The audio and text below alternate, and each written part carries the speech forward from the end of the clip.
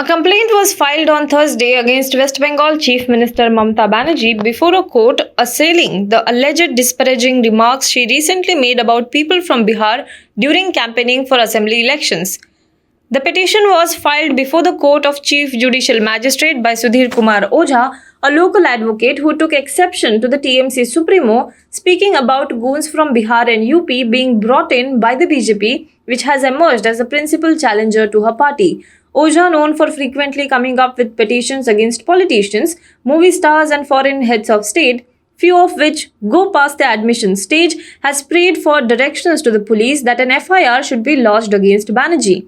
He has sought lodging of a case against Banerjee under IPC section 147 and 148, which is writing, 295 and 295A, which is deliberate insult, and 511, which is an attempt to commit an offence. The matter is likely to come up for hearing on April 8th. DMK leader A. Raja has been banned from campaigning for the April 6 Tamil Nadu Assembly election for the 48 hours by the Election Commission, which called his remarks against Chief Minister E. Palaniswamy obscene and against the dignity of motherhood of women. The state's ruling AIADMK had asked the election body to ban him from the campaign over his crude comments disparaging the Chief Minister. A. Raja's speech not only derogatory but also was obscene and lowered the dignity of the motherhood of women, which is a serious violation of the poll code, the Election Commission said while announcing the ban and dropping the DMK leader as a star campaigner of his party. Reprimanding the 57-year-old former Union Minister, the Election Commission said the Commission advises you to be watchful and not to make intemperate, indecent, derogatory, obscene remarks and lower the dignity of women in future during the election campaign. Raja had made the comments while comparing the political journeys of his party chief M.K. Stalin and the chief minister, and said that one can say that Stalin is born in the proper way, 9 months after a proper marriage and rituals, whereas Edapadi Palaniswamy is born like a premature baby and came all of a sudden, he had said last week. His comments had caused outrage all across the political spectrum. The National Investigation Agency has claimed that crucial digital and written evidence has been recovered in its searches at Andhra Pradesh and Telangana yesterday, which clearly established links between the CPI Maoist and accused, including a journalist. The NIA, in its statement, said that 40 mobile phones, 44 SIM cards, 70 storage devices like hard disks, micro SD cards and flash cards, 184 CDs and DVDs, 19 pen drives, tab and audio recorder were also recovered during the searches. Also, 10 lakh rupees in cash was found at the premises of one of the accused, along with stickers, X's and machetes. On March 7, the NIA had taken over the case from the Visakhapatnam police, which accused journalist Pangi Naganna of actively working for Maoist.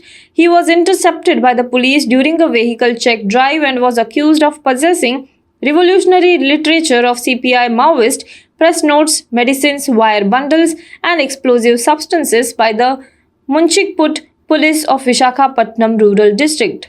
In a significant step to expand the countrywide vaccination drive, the centre has decided to operationalize both public and private sector COVID-19 vaccination on all the days of month in April, the Union Health Ministry announced on Thursday. The centre has directed all the states and union territories to make necessary arrangements to provide vaccination to all COVID-19 vaccination centres on all the days of the month, including gazetted holidays during April. The move aims to optimally utilize all the centres across the public and private sectors to ensure rapid increase in the pace and coverage of the vaccination. The vaccination exercise as a tool to protect the most vulnerable population groups in the country from COVID-19 continues to be regularly reviewed and monitored at the highest level. By linking the restoration of the trade ties with Article 370, Pakistan has once again brought the relations between India and Pakistan, which seem to be on the path to becoming better, back to square one. The Imran Khan-led government of Pakistan has rejected the proposal, its own government body, of resuming the import of sugar and cotton from India on the condition of India reconsidering its decision of the abrogation of Article 370. The Pakistan government, which had hinted restoration of normal trade ties with India after the Cabinet Economic Coordination Committee on Wednesday approved the recommendation to restore import of cotton and sugar from India. However, the proposal was later rejected by the Imran Khan-led federal cabinet. The cabinet is of the view that normal relation with India were not possible until the country did not reconsider its decision of scrapping Article 370, a move made on August 5, 2019. Hello everyone. HW News English is 2 years old now. When we started this venture, we promised ourselves one thing, that news should remain free, because right to know is the right of every Indian. But to keep news free for everyone, we need support from some of you. And thus we have rolled out membership on our YouTube channel HW News English. But mind you, the membership is completely voluntary. The programs that we were doing earlier, that we are doing now, will continue to remain free. First level is a basic level. Here, you can be our supporter by paying Rs 199 per month. This membership gives you certain perks and benefits. The perks include unique badges in front of your name, a live show from Mr. Sujit Nair and from Mr. Akhilesh Bhargava per month for our members. You can also vote in some exclusive members-only polls. Now the second level is Super Supporter. Here you can be our Super Supporter by paying Rs 3,999 per month.